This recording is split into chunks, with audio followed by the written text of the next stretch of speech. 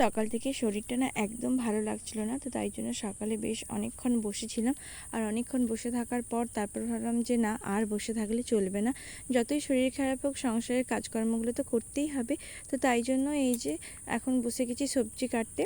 তো সবজি টবজিগুলো কেটে নিই, কেটে সমস্ত কিছু জোগাড় টোগাড় করে রেখে তারপর ওইদিকে বাদবাকি কাজকর্মগুলো সারবো। আর আজকে যেহেতু পূর্ণিমা ছিল, তো তাই জন্য মানে সারা দিনটা বসে ঢিমে তালে কাটালে তো চলবে না। ওইদিকে দেখো সবজি টবজি কাটা হয়ে গেছিলো, তারপর স্নান টান করে রান্না টান্নাও বসিয়ে দিয়েছি। আর তারপরে দেখছি হঠাৎ করে বৃষ্টি চলে এসেছে, তাই জন্য ছাদে যত ভিজা জামা কাপড় ছিল সমস্ত কিছু আবার তাড়াহুড়ো করে তুলে নিয়ে আসলাম রান্না করতে। তারপরে সমস্ত জামা কাপড়গুলো ঘরে মিলে দিলাম। আর আগের দিনে যে সমস্ত জামা কাপড়গুলো মেলা ছিল ওইগুলো ফ্যানের হাওয়াতে মোটামুটি শুকনো হয়ে গেছে, তো ওইগুলো নামিয়ে নিই। তারপর সমস্ত ভিজে জামা কাপড়গুলো এই যে মশারি স্ট্যান্ডে মিলে দিলাম, এখানে দুটো দড়ি লাগিয়ে রেখেছি।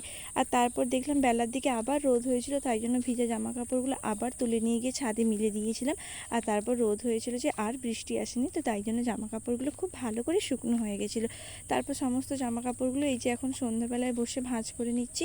আর ভাঁজ করে সমস্ত জিনিসগুলো যেই জায়গায় যেখানে থাকে সব কিছু গুছিয়ে বাগিয়ে রেখে দিচ্ছি।